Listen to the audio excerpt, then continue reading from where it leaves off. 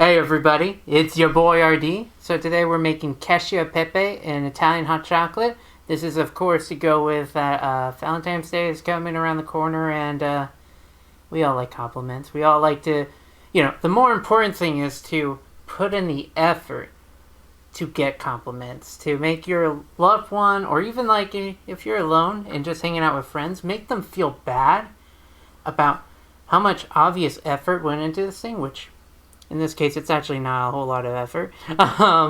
And get all the compliments. Make yourself feel good. Make them feel like, wow, I really need to get back to this person, whether that's, hugs, kisses, flowers, chocolates, or if it's with, your bros, maybe get some money out of them, maybe pitch that tech startup you wanted to do with your fine dinner. Whatever it is, let's go and get started. So here we go. Transition.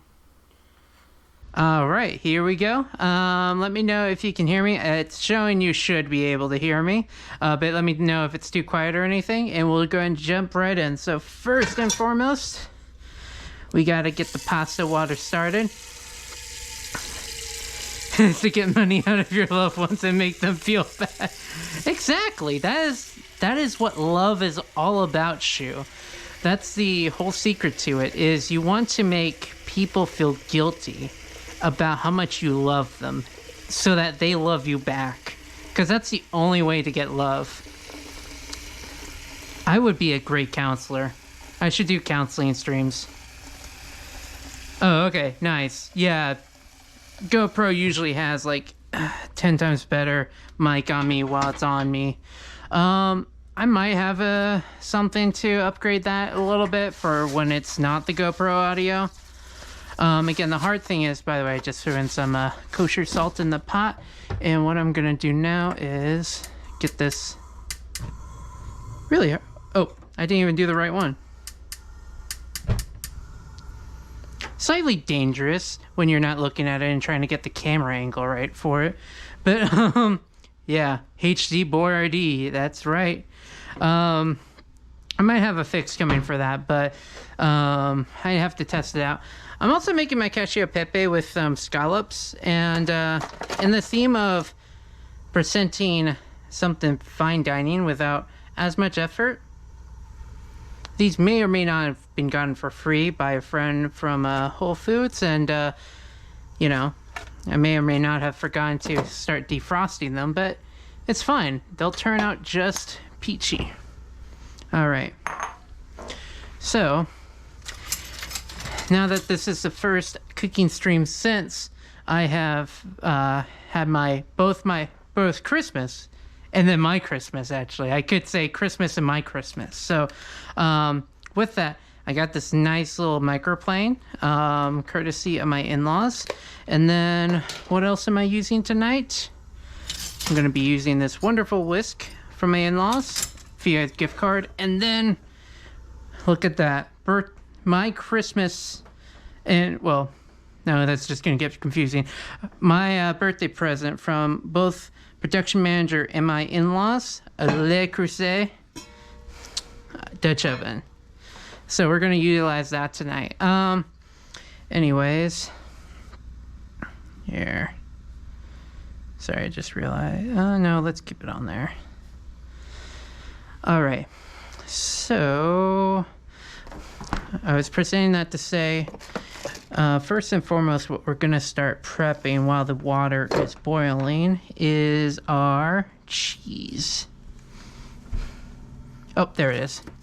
Now, this is personally what I would suggest if you're on a budget, as I am continually on a budget. It already takes a lot to do this, stuff. I already got a new outfit, new equipment and stuff, We had to cut corners somewhere. So, Cacio Pepe, I believe, usually traditionally made with Pecorino Romano.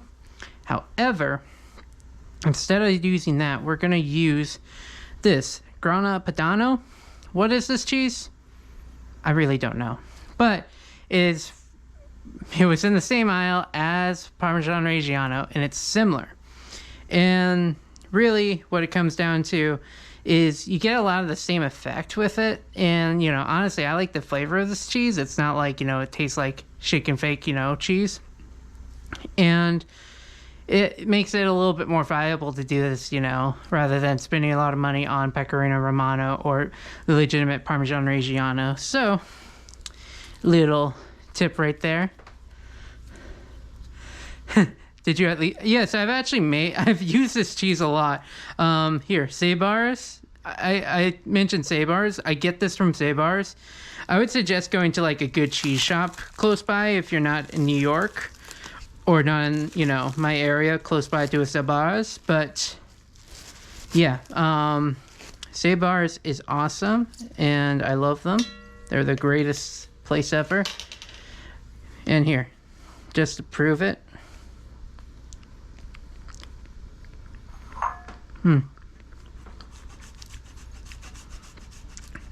It's like not as strong and a little less sharp than Parmesan, but it's good. And it gets the job done. Find good cheese around here to be. That would be awesome. I mean, I think like.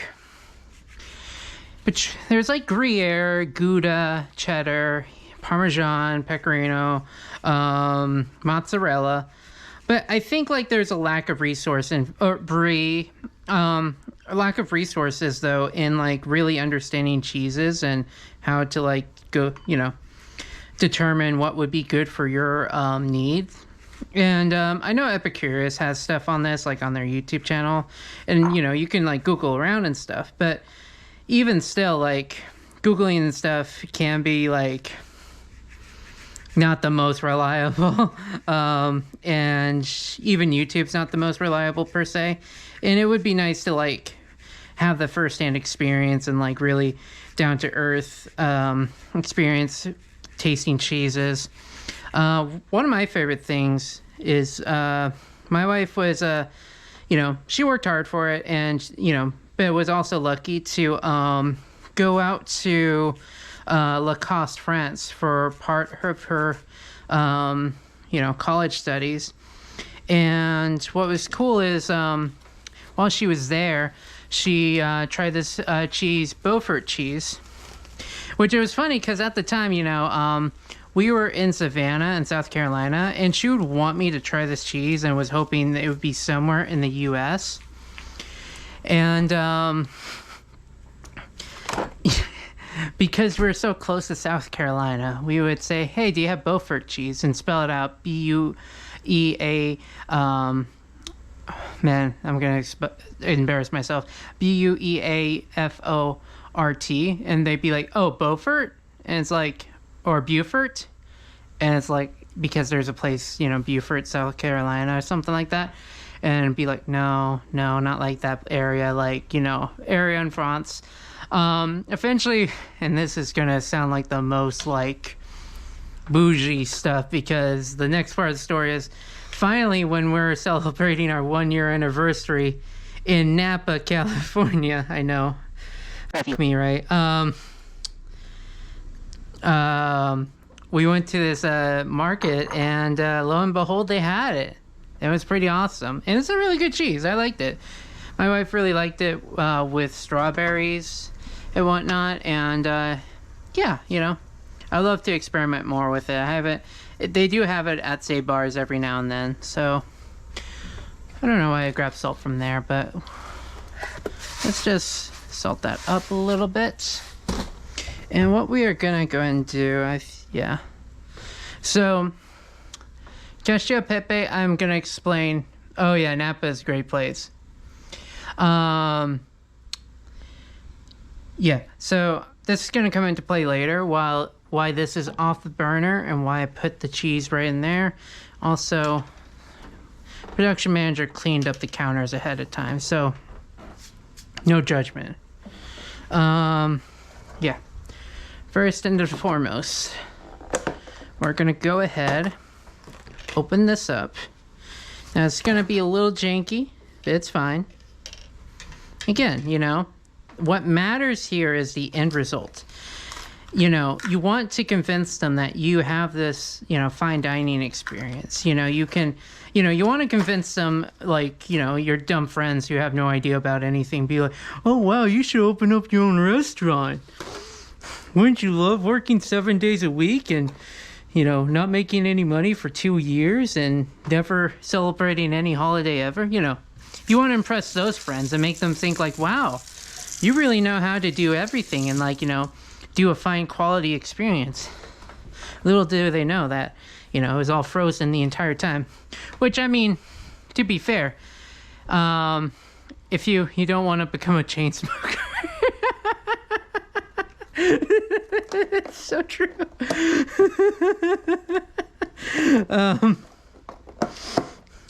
Yeah, I can just go and throw these back in the freezer for later, because I have no standards.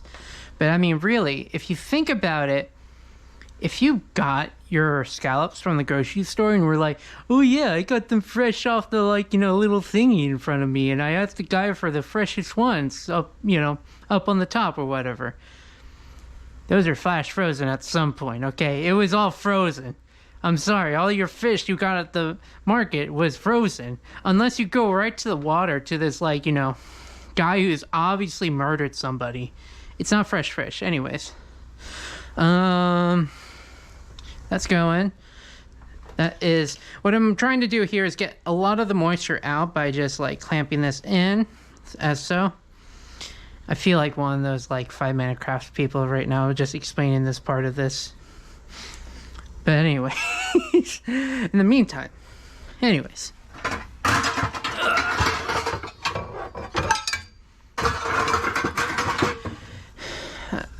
Another important part of the Cacio Pepe is your Pepe.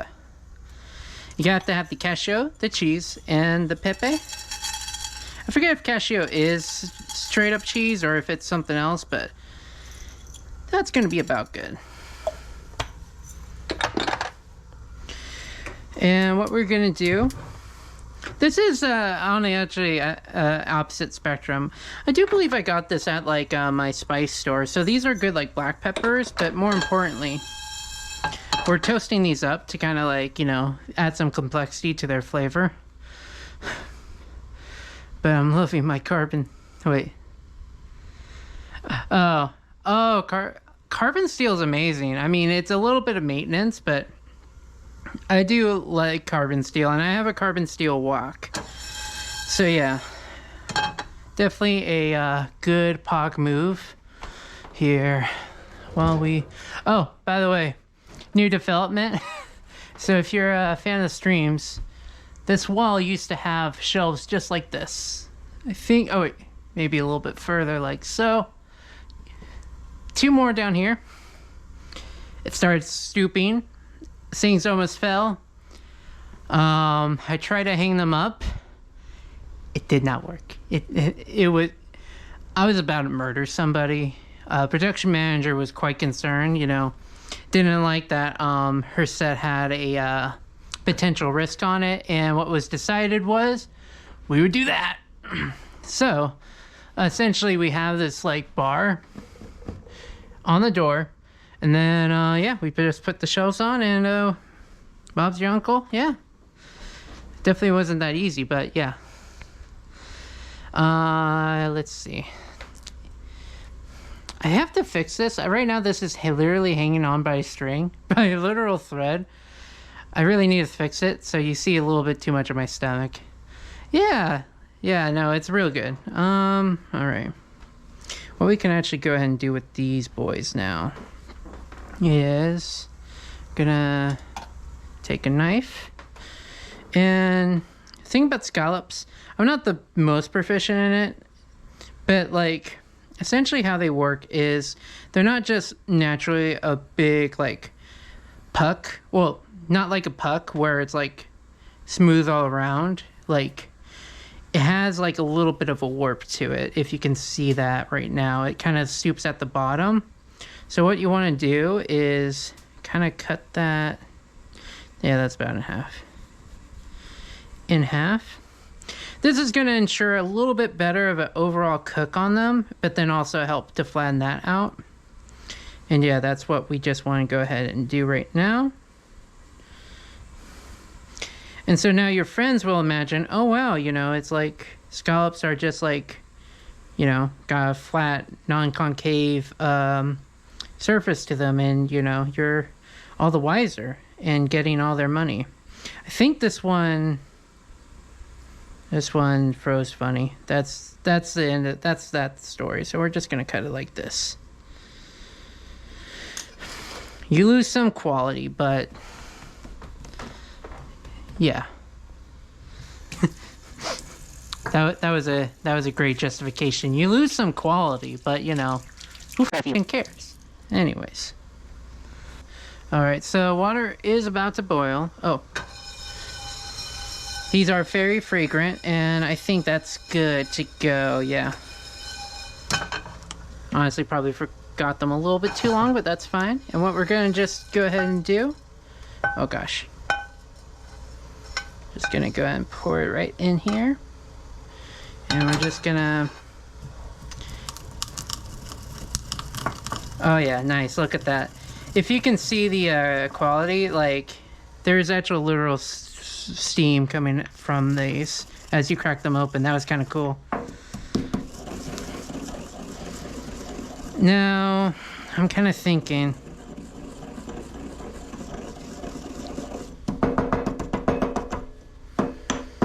Yeah, that's a lot of pepper. I think I might not utilize all of this, but what I want to do is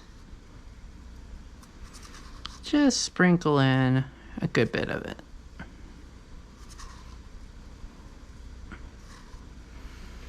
All right.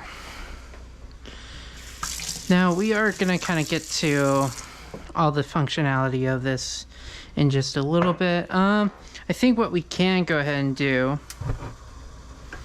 is, oh, that is boiling actually. So we're actually gonna pause that. So we're gonna go and cook the pasta. Now, the important part of cooking your pasta, really for any pasta dish. Oh, my camera like froze over here. Huh. Wait. What's going on with that? 1 second.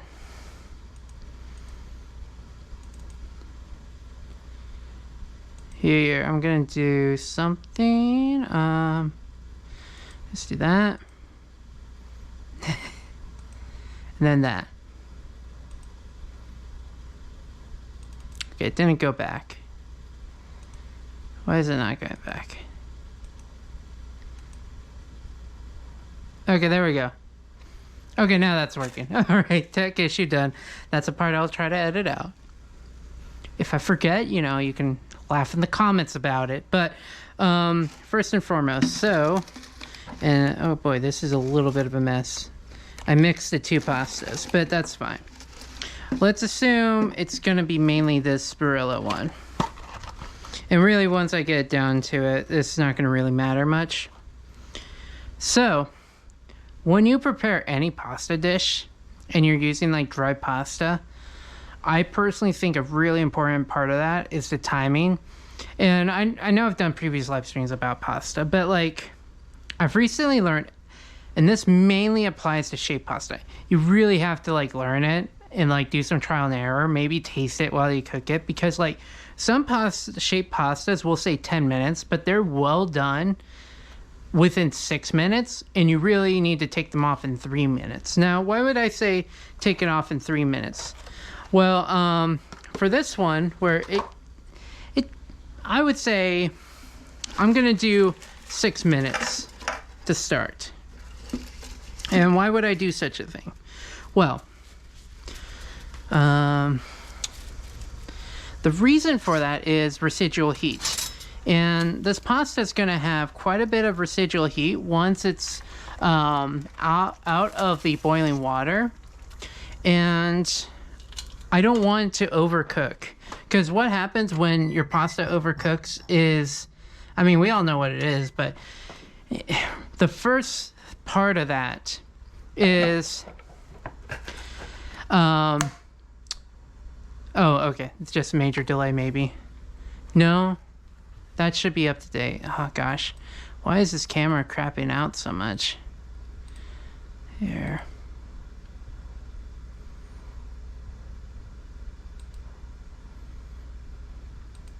I might just have to call this a lost cause in a second. Okay. But, I mean, I know some people turn down the heat when they cook pasta. I think the box says to keep it boiling, and that's why, you know, I personally have always kept it boiling. But another part of that is I feel like, you know, overcooked pasta, yeah, there's the typical, like, it has a dullness in its color, like it's almost turning translucent. It's like all slimy and weak. But emphasis on the weak part. What I don't want to happen with this Cacio Pepe is to have these nice long strands of pasta start breaking apart as I am getting the sauce ready. So I set it to 6 minutes when it advises to do 10 minutes for al dente. And yeah. Okay, this camera is acting very funny on my end. Okay, that's fine. We'll just keep on going. But yeah. And shoot, it might make more sense once we like get more into it. I'm just gonna let that camera, you know, do whatever it needs to do. I might switch it. Meantime, we will do something once it's 3 minutes left on there, and I will show that in a second. What I want to do with this is we're gonna do a little bit of turmeric and a little bit of salt on the scallops.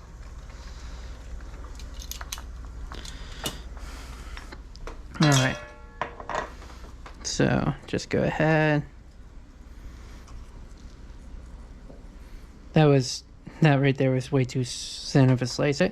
Was that even a slice I made, or was that just like a byproduct? I don't know.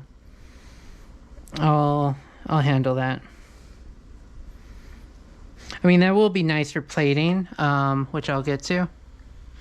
But here. Get some nice salt. And then we do want to go ahead and just a pinch of turmeric, just to add like a little color onto your plate, really.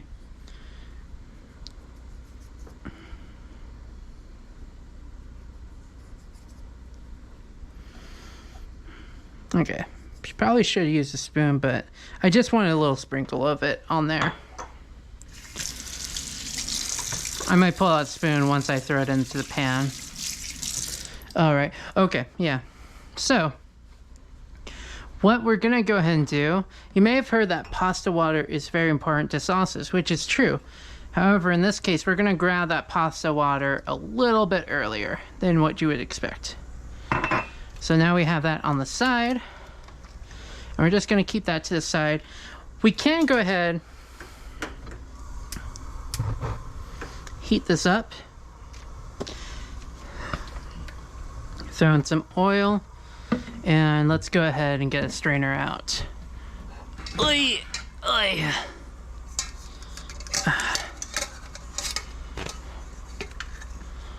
All right.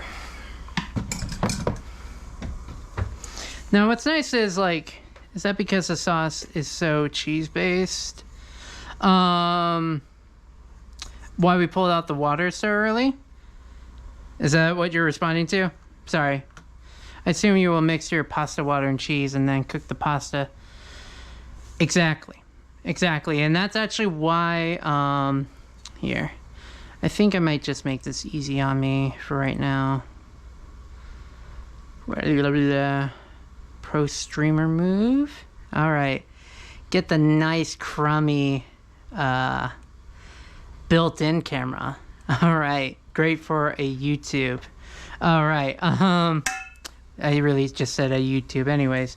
So the pan is out to the side because we want to get a sauce going without direct heat going on, because if you've ever seen, like, you may have even experienced this trying to do like aglio olio traditionally doesn't have cheese in it. I personally put cheese in it, you know, don't judge me.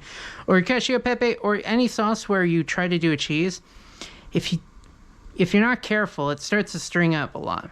And I actually watched this YouTube video addressing the Binging with Babish episode on Cacio Pepe.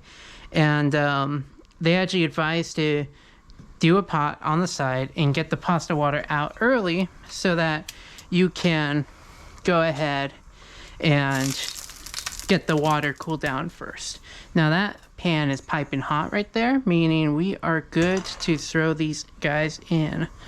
I'm gonna turn that down a little bit.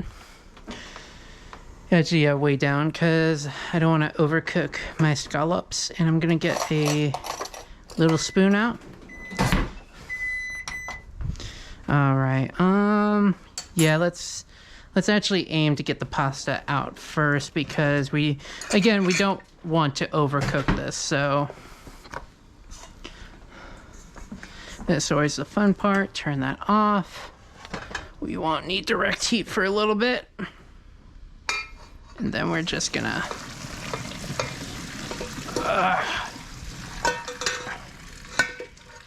Oh yeah. I'm watching the screen right now as that happens. Incredible. All right. So this has quite a bit of residual heat. We're just gonna let that keep going. See, it's even cooking right now, which is like not the most optimal, but that's fine. We adjusted for our cooking time, and now we're gonna go clockwise into here. Put it down, turmeric side down.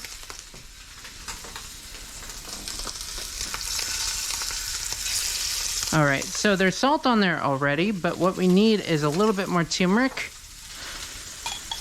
And then, here, just want a little bit. Okay. All right, that's fine. And now, from what I see, we can go ahead and flip this.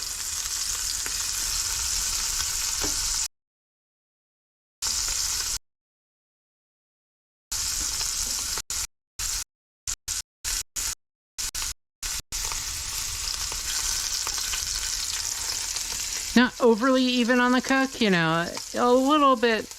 I like to call it heterogeneity, but, you know, if it was a fine dining restaurant, you know, and really, you know, you probably would want to even coloring on it. But the good news is there is coloring on it, so that's what we want. And now we're going to just go ahead and turn off the heat.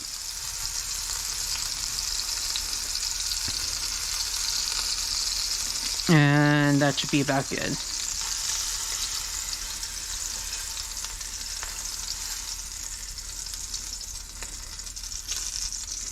If you wanted to, you could do this a little bit later so that it stays a little bit more warm and up to temp with your pasta.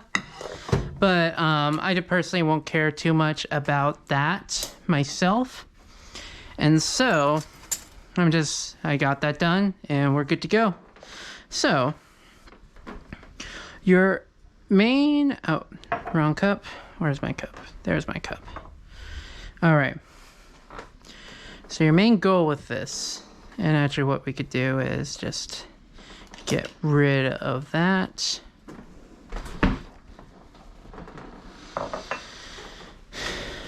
All right. So you want this pasta water to cool down quite a bit. Not quite a bit, I would say. Your goal is 70 C or under 170 Fahrenheit, and we're at 150, so that's perfect. So what we are gonna do, I'm gonna try to move some of this over. I'm gonna be utilizing that. I think you should be able to see that just fine. Let me see. Yeah, that's good. Okay, cool. Sorry, such a delay. All right. Now we're just gonna do a little bit of water at a time and start stirring. Now you see this clumped up immediately. It's not like it's unbreakable, one like piece of cheese, like, you know, mozzarella kind of clump up, but like, you know, it could use some more liquid. That's fine. We can always add liquid, but what I don't want is for the little cheese strands to be swimming in water.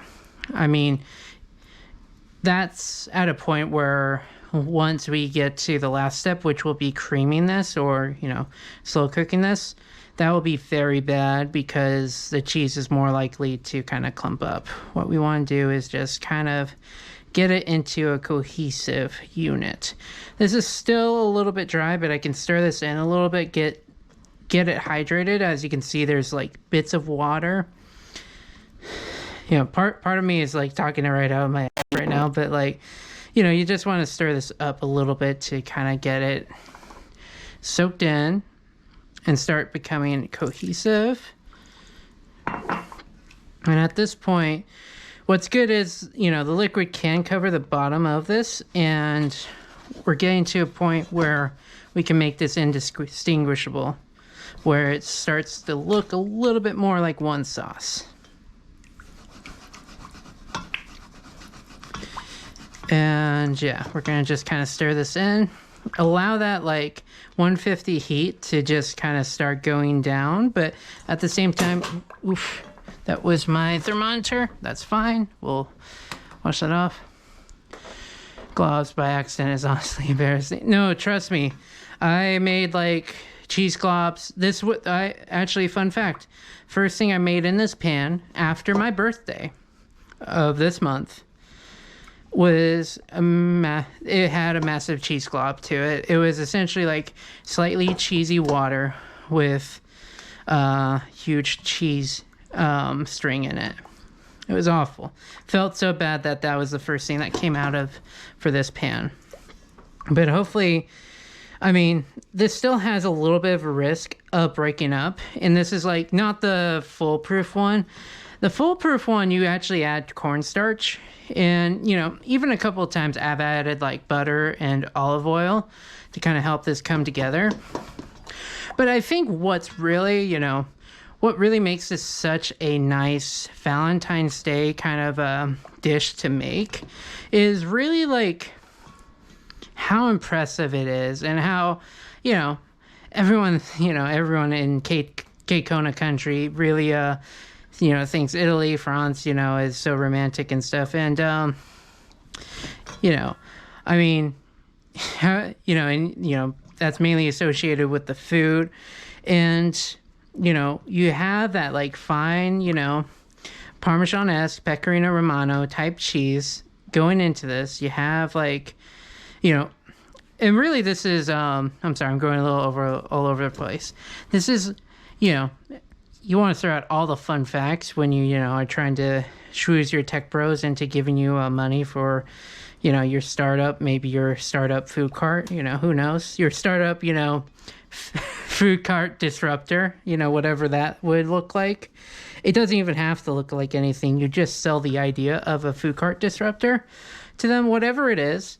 You want to throw in fun facts, which fun fact and double points because it's a Roman Empire, and we all know how tech bros feel about Romans and Greeks and stuff.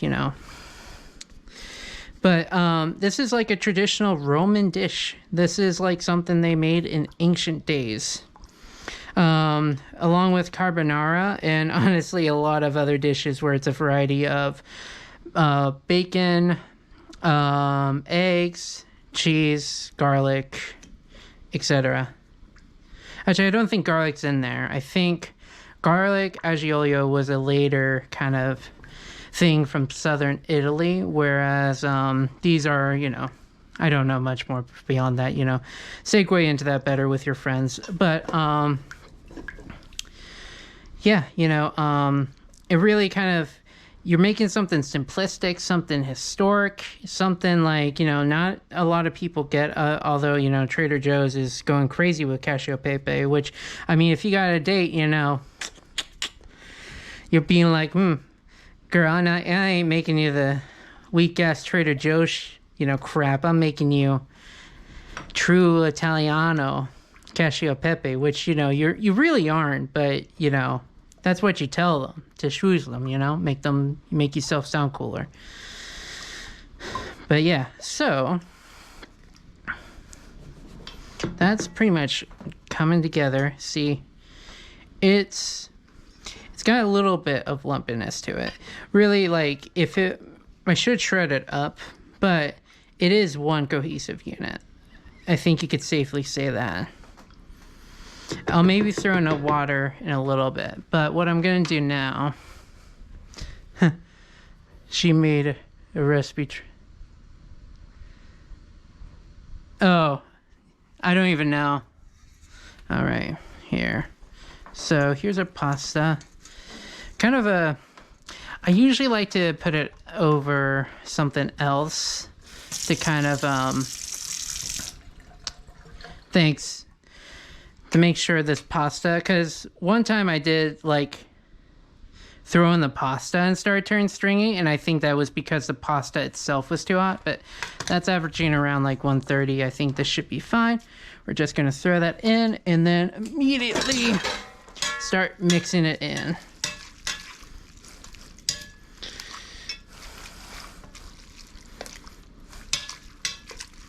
All right, perfect. Yeah, you can see right here, I'm not seeing any cheese lumps right now. I see a little bit of water, so it's well moistened. I might still add a little bit more for the next part, but for the most part, and actually, wow.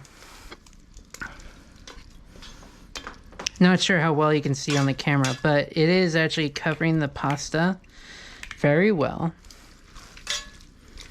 And it's looking good to me. I mean, also this dish, I mean, like, aside from the historic part of it, I mean, like, God, what a dish. Because this is essentially the cheese you put on it, the dish, with like a little hit of pepper. And that's really what makes it so good, is like, you know, if you are able to spend the extra bucks on a little bit fancier cheese, go for it. Because it will come out, but you don't have to. I probably would advise, though, against the shake and fake. So I'm adding a little bit more water, and I'm going to go ahead and get this up to temp again. And what I'm doing is I'm just putting it on a low heat so that we don't get it over 170. I'm not going to, like, thermometer it, and we may see me fail right here. In which case, you know, you can literally track when this went wrong. But what we want to do is kind of cook out the water, but make it so that, you know, the fattiness of this cheese is, you know, retaining some moisture, and we just see a thickened sauce with it. Doesn't take too long. But yeah, this is why I probably should have pulled out the pasta like 5 or 4 minutes in, because honestly, right now it feels good, and I'm hoping I don't overcook it. It's breaking apart a little bit as I stir it, which, you know, a little bit of that's fine. So yeah. Here, let me see the phone. Set me a plate, please. Sure thing, Shu. You think you'll be here within the next, like, 2 days, or will it take you more like 5 days? Or are you able to get an immediate plane over? And will you be here in, like, 3 hours? Alright. And really, you use pasta water as well, because it has starch in it, where it's already going to help thicken this up. And actually, we will be discussing starch in a little bit as well. But I'll get to that when I get to that. But yeah, I just have this on medium heat, and you call this creaming. Can you put it in an envelope and ship it? I'm going to have you to pay for that, though. That's the thing. And it would have to be frozen, I think. You know, I would have to freeze it. What if I just make you, like, what if I just got some potato chips and took this, like, wet cheese sauce and just poured it on there and sent that over to you? That would probably be easier than pasta. Which, by the way, honestly, I haven't had it up to temp for too long. And it's looking good. I think that actually might be it.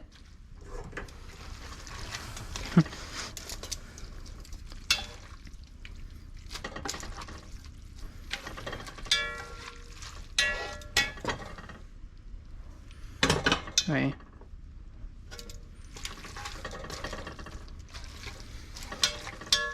Alright, perfect. Here, let me test something real quick. Did I actually... Okay. Yeah, that was working. I smelled a little bit of gas, and you know, that's a little bit concerning. Alright.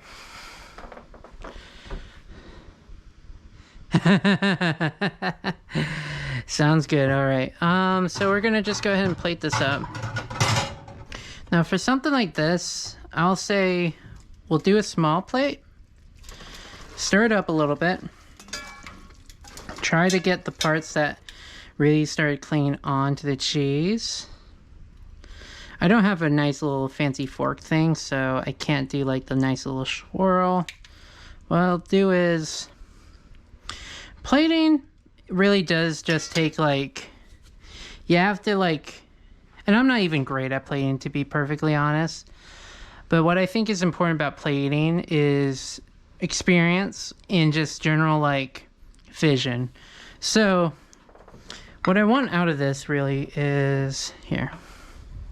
I wish I had tweezers or whatever. I want to like have this to the side. Have this kind of like diagonal hit like that. Have a little bit of a shape to it. And then what I do know as a general rule is you want to plate in odds whenever you can. So, I mean, really pasta comes out as an odd.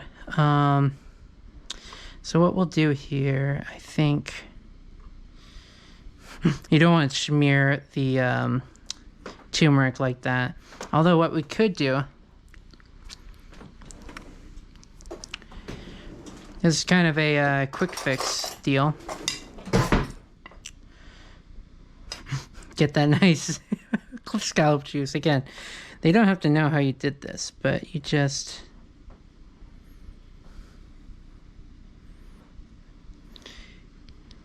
it's coming out messy this time. Not my best work. Oh wait, we want this in odds, so that will be perfect like that. I'll just go and try this.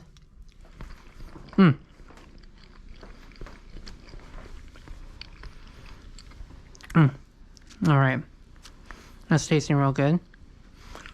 What we could do, you want to add like little spots of things.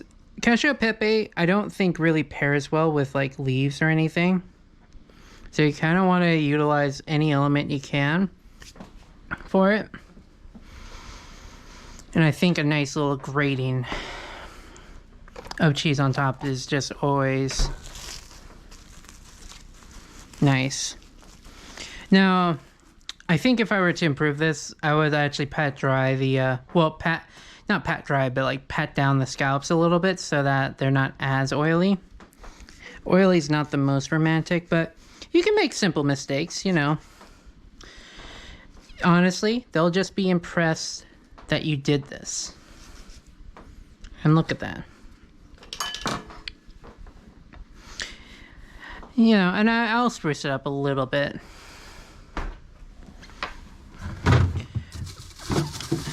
Cacio Pepe itself doesn't like the greens, but what we can do instead is take parsley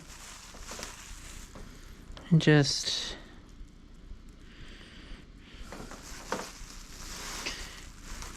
and I'm doing like the whole leaves right here. What I want to do is I want to kind of get a little bit out of this like succinct, like very purposely plated to a... this looks like this could have just fallen on beauty, like nature.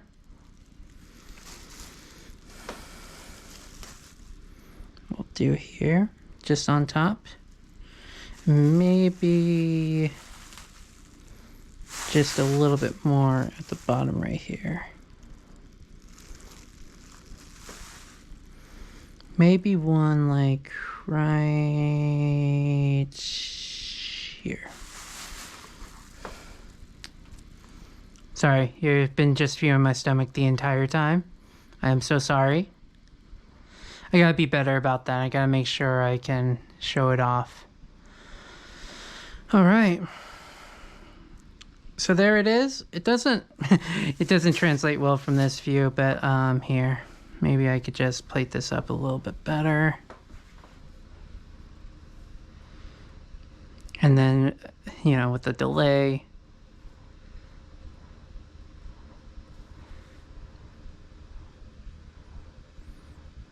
Thank you so much, Shu. Okay, yeah, that looks pretty good. All right. So before we get into the hot cocoa, we'll go and taste this. Speaking of cocoa, where's she at?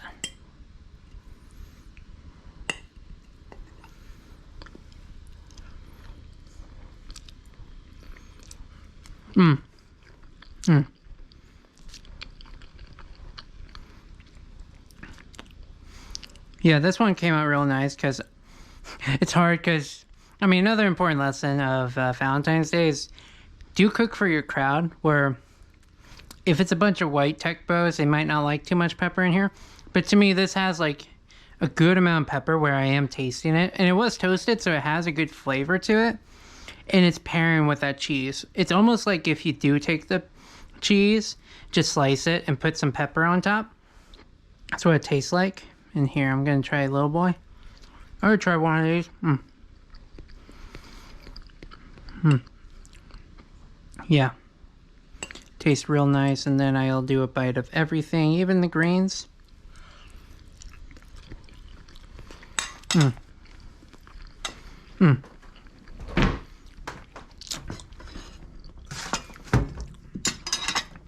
And that right there, I would say, is a top-notch pasta dish to make for somebody on Valentine's Day. So, now we shall move on to hot cocoa. Now, first and foremost, is my Coco the kitty cat out? I don't see her. She's a bit afraid. She knows I would grab her immediately, so we'll see if she comes out later.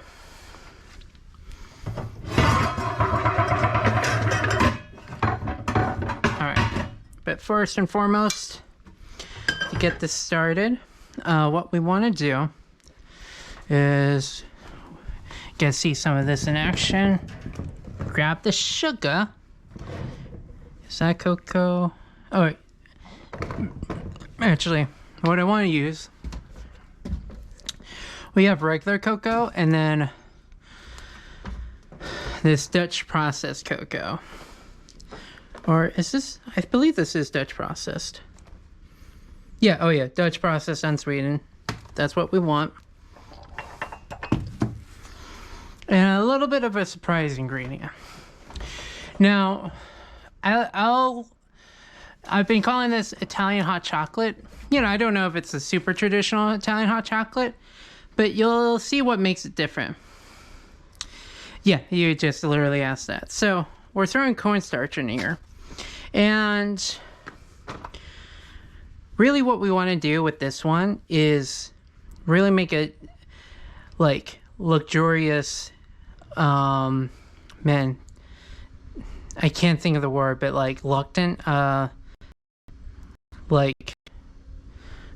just a very luxurious, very smooth, very rich chocolate, hot chocolate. We don't want the milk part of this. We don't want it to taste like a packet at all with like cool flavors in it or whatever. So how do we do that? So we gotta get our measuring spoons out.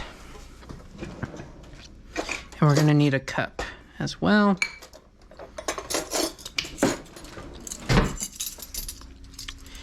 So what we do first is we're throwing it in. Tonight it's tapioca starch, but I've seen it mainly for cornstarch. Tapioca is probably a little less of a common one. That's more of a Boyardee staple, I guess you could say. Do 2 tablespoons of that in there. We're done with that. Now we're gonna get 3 tablespoons of this in here. And the reason I'm using Dutch processed, actually I'll explain in just a second why I'm using Dutch processed, because that'll be better with the reveal. But Dutch processed, it just has a,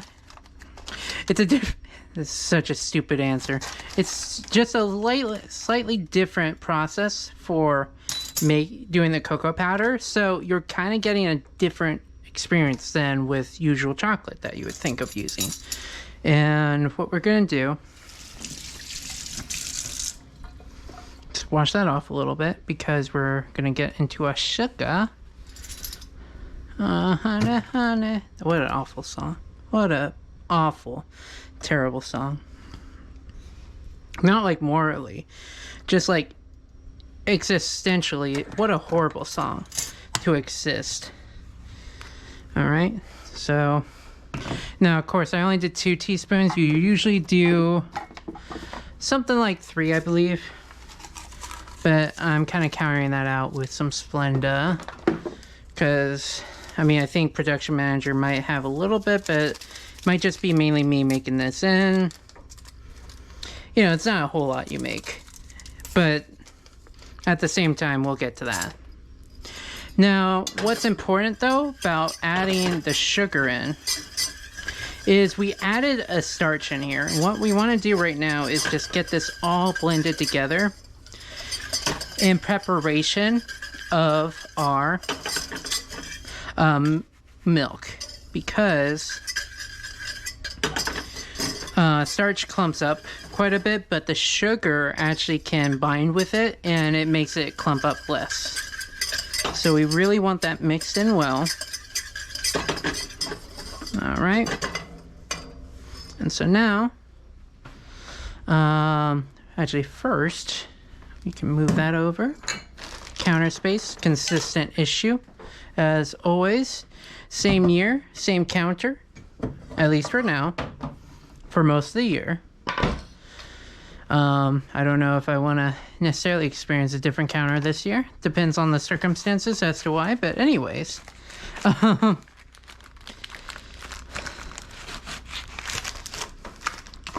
got this nice dark chocolate from this local place, Finchy.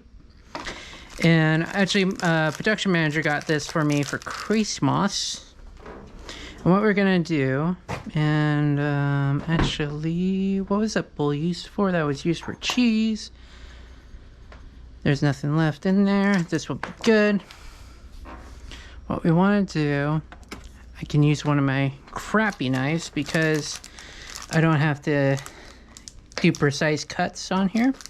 I just need this chalked up a bit. But let's use about that much. And see, I'm adding in this dark chocolate, most likely made with, you know, just regular processed cocoa or cacao, you know, fermented, with like no milk, but some sugar, or actually this sugar-free because production manager is thoughtful. And we'll put that right there. And before we get started on this process, we're gonna throw in a pinch of salt. And so now, unfortunately, there is no MSG this stream. I'm breaking a streak with the new year, I guess. Doesn't feel great, but you know, it be what it be. So we want a little over a cup of milk in here.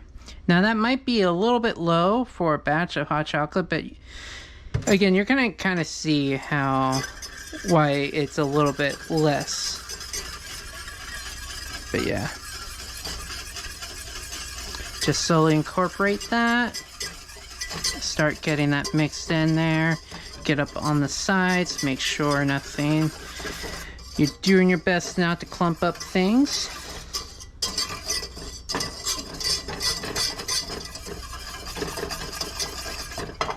And then just a little bit more. Maybe like that. It's about like a cup and a quarter, but should be a little bit under. That's fine. Here, just put that right there.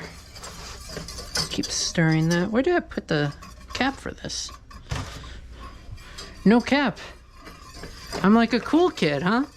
Anyways, that was awful. Boyardee had no streamers no chatters at that point. No viewers.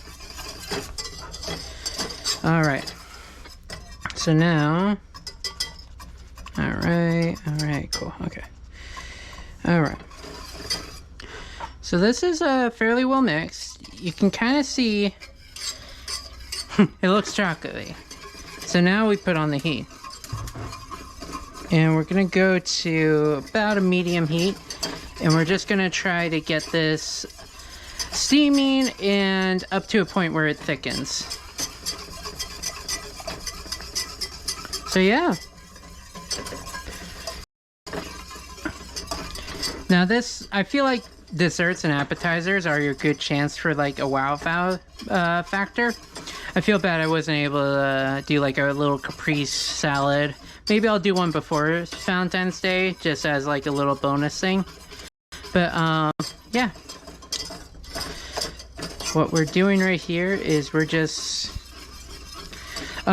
making like something that is so simplistic, yet it's gonna be like, you know, unbelievable you made this. And like, you know, definitely a wow factor.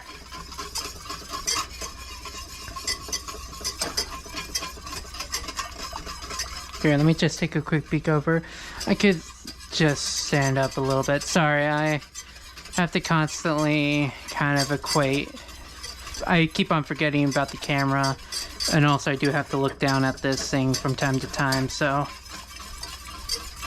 I should see if I could get this in a wider view, because yeah, I just need to adjust it and not have it be hanging on by a string.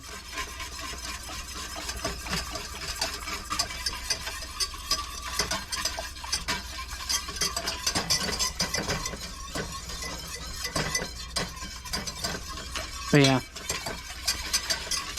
So chat, anything new? Personally, I actually just beat another Christmas gift I got was Skyward Sword, and I just beat that game. It was a lot of fun to play through the HD version, I gotta say. We're getting close to the point where we can add the chocolate, by the way. Yeah, I think I'm a bit of a mixed bag for that game. I think the best way and kind of the common, well, not common, because I know people love that game and certain people hate that game. But I find it is a bad game. It's a bad 3D Zelda, but it's still a good game, in my opinion, if that makes sense. Like, I think in terms of I was able to play games with oh shoot, no. Yeah. But like sorry to hear that, Shu. But yeah, I feel like it's a game that force motion controls, which obviously the HD has a workaround, which I have my own opinion of. Well, maybe not fully developed opinion, but like it had forced motion controls, but really implemented them very well for a game that was kind of forced for. Like, I do feel like, you know, maybe forced is the wrong word even, because like it works for the game. And yeah, okay, it's steaming up a little bit and it's not quite thickened, but I'm gonna go ahead and add in this chocolate. It's just getting to a point where it might like start boiling, which you don't usually want. I'm gonna turn down the heat just a little bit. It does thicken up like crazy the more it actually cools down, so it's a little bit different than with cornstarch. So yeah, you kind of have to learn as you go. But yeah, you see how like dark this is, and you'll see how this looks when you pour it out. Like, it's ridiculous. But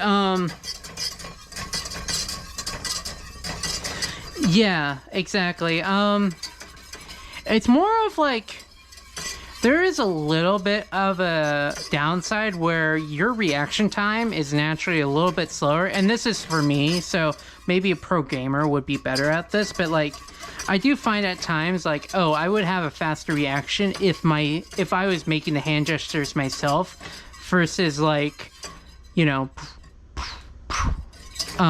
but at the same time, it's got a few funny things where, like, a large part of it in combat is, like, you know, you have to fake out the enemies and hit them from the opposite end.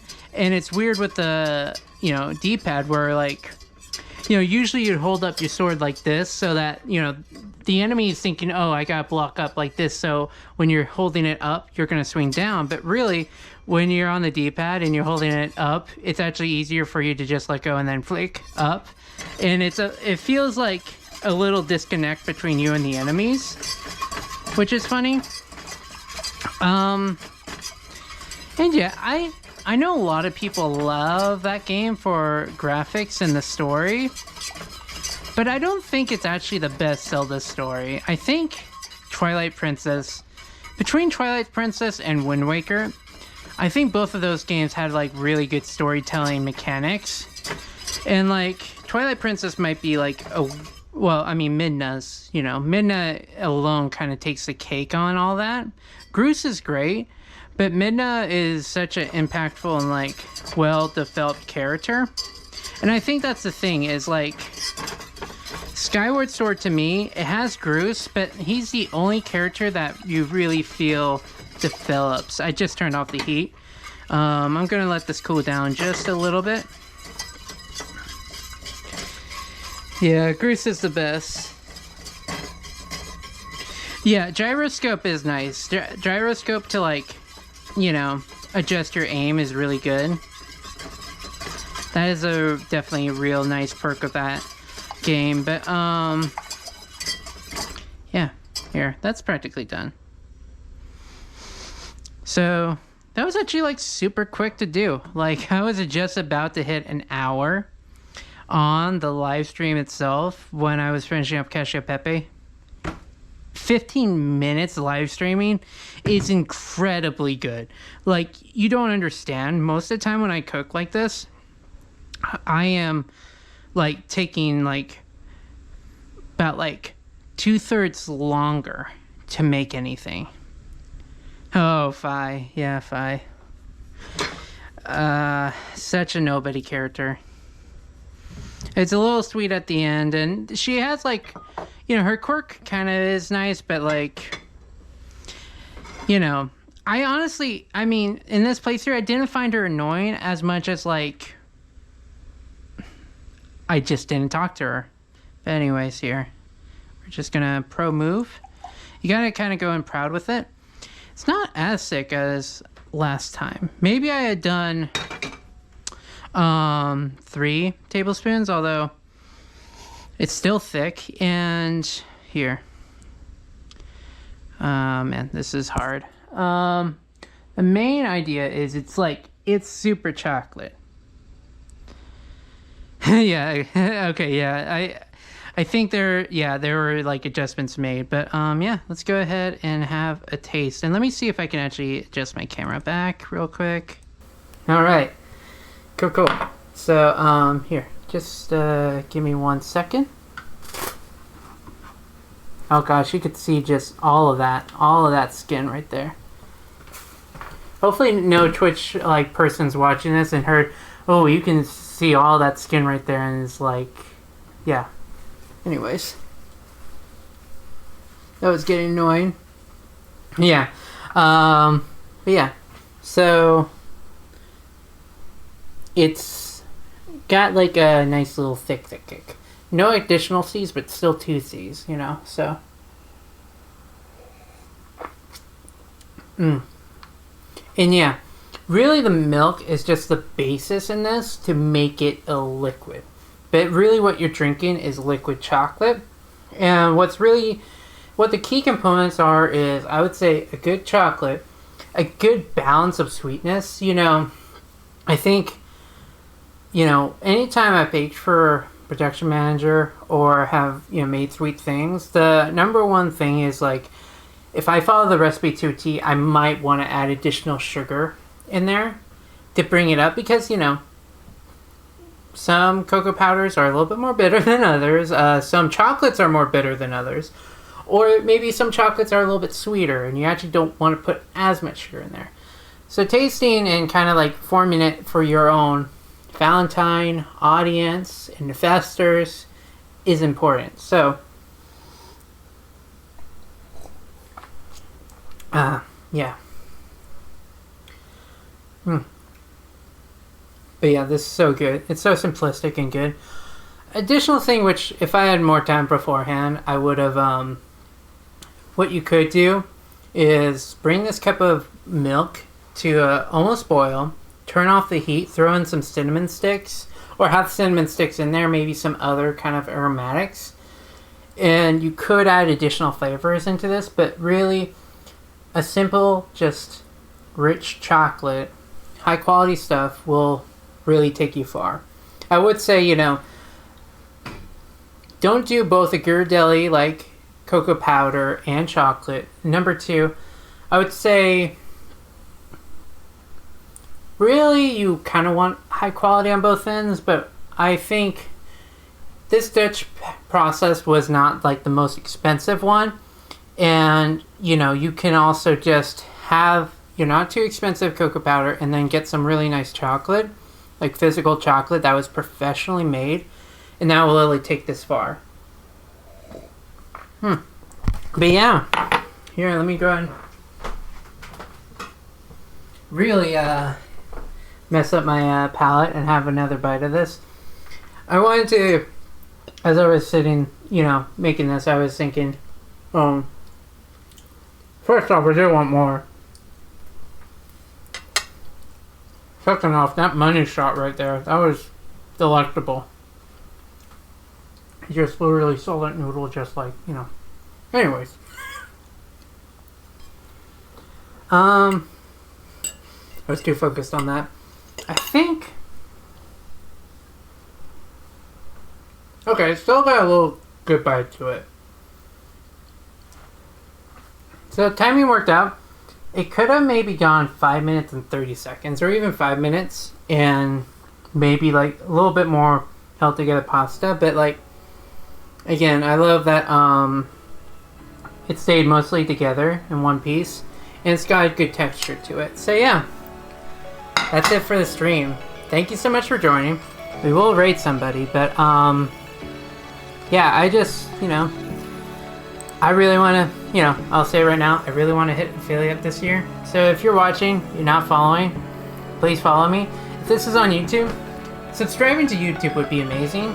But also feel free to check out my Twitch stream, check these out live. And yeah, hope you have a good one.